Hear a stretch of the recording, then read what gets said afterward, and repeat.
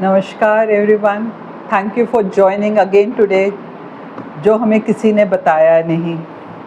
This is our third in the series. Everyone knows the facilitator and our expert today.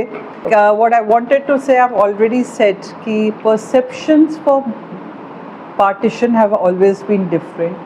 It is one of the biggest migrations which happened in the history of humankind, and the people who have, they are still bearing the trauma of that in spite of so many years have passed.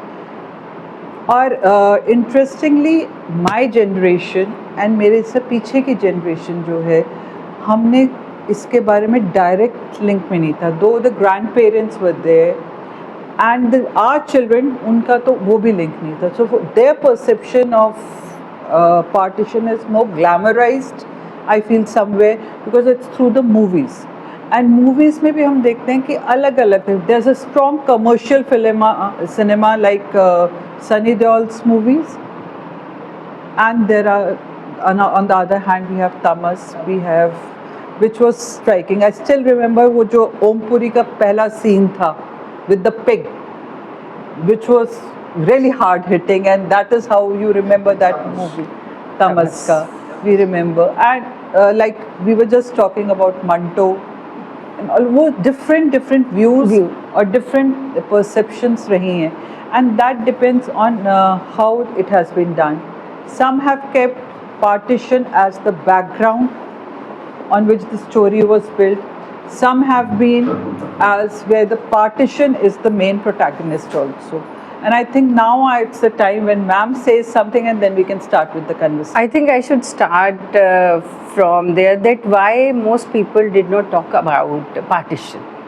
So what we see, and I think we have a psychologist with us, she knows that why people did not talk about partition immediately after that. There are few reasons. One of the reason given is psychological reason, that people going through trauma, they take time to get on it or process that trauma, and secondly, of course, there were other reasons. People were rebuilding their lives. So, and in the case of Jews also, who also went through a trauma during the Second World War, and they also took, at least they say that's what psychologists say, that it at least takes 2 generations to process that trauma. And that could be one of the reasons that we don't see anybody writing, or even in cinema we don't see any films on partition in 1950s, 60s. It is only after 1970s we see that cinema started working on these films. We have these, the first, I think, film. There were, of course, 2 films made, one in Pakistan and one in India. But it was in 1973, and in fact, I watched the film again yesterday only, because Garam Hawa. And the interesting part, I realized, because I've been teaching history all my life, and what in Punjab, because the historians from Punjab say it was not independence, it was partition. So it was independence for rest of India, but partition for Punjabis, and all the time we have been debating that who was responsible for partition, because till 1946 we know there was no visible divide. I do not say that there was not visible divide. Of course there were riots in 1920s, but after that visible divide, because the party which ruled in Punjab, the Unionist Party, it was the party, joint party of Hindus, Sikhs and Muslims. It's a separate point. It was a class-based party, but this was a united party which ruled Punjab, and Muslim League had no say in Punjab. It was in 46 that it enters Punjab, and we always blamed UP and Bombay and Gujarat for supporting the Muslim League.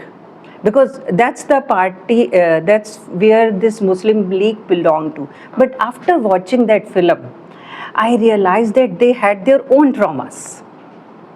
So the way some of because they were the ones who initiated the migration, who gave a call for migration, because they wanted to leave that region, the northern region of India, and you can say the CP, UP, and even say Bombay province. They wanted to migrate because and Punjabis, they never wanted to migrate. In fact, when they joined this process of partition, they thought this Punjab is going to be with us, because Muslims were majority in the Punjab province. So that was a crisis not only for Hindus and Sikhs that they had to migrate this side, but for Muslims of Punjab also. Yeah. Equal crisis. And we always used to criticize, but when I watched that those who left UP, they felt that we are going to gain there. But there were others who did not leave. And those who were left behind, they faced a different kind of trauma which was faced by the Punjabis. So I think ma'am is there, she can always add on to it that why people did not respond to the trauma why people did not talk about partition, because I've seen it in my families also, and it was in around 2005-06 that in fact it was in 1990s. I think I remember Dr. Guru Updesh had invited Urvashi Butalia. She had written a book on the other side of silence. So in which she started recording, because before that historians and scholars were not recording the voices of the people who suffered during partition, whether it were women or they were children. But it's in 1990s the historians and scholars, they got interested in this aspect. Before that, historians were writing only on what we call the political history of partition. Who was responsible? It was Gandhi, or basically the debate was on that, whether it was Gandhi or Nehru or Jinnah or Muslim League or Congress. That was the basic debate, and historians indulged on that. At the same time, I also do not want to say that creative writers did not respond to the trauma. They did. We have the first, I think we think it is Amrita Pritam to write in as early as 1950, her poem Aja Khan Waris Shah No, and the novel Pinjar. Then we have Krishan Chandra, who writes, in fact he writes in 1949, Hum Vehshi Hain. And in that, because I recently came across that, because we were looking for literature on Jallianwala Bagh, and Sylvia has done that on that story of Krishan Chandra. Then of course everybody knows Manto, we don't need. He has so many stories about partition. And interestingly, Khushwant Singh also wrote Train to Pakistan in 1950s, 1956. But cinema में नहीं हमें दिखता that any portrayal of partition. There could be many reasons. There could be the reason that most of the cinema, and maybe guided by the state, that you should concentrate on national integration. That was the. And there was cinema in Bengal. Bengalis produced a few films on partition. We did do a. We didn't. The Bollywood cinema did not do it. Had done it, and I think there were a couple of more. Yeah. Bengalis did respond to that earlier, and I think there could be another reason also, that the migration in Bengal was of a different level than Punjab, because their migration did not happen in one go. are happened in one go and people had to rebuild life. In Bengal, we see that migration has been continuous. It has been continuous over the years. People have been migrating, and of course, it has led to another set of problems.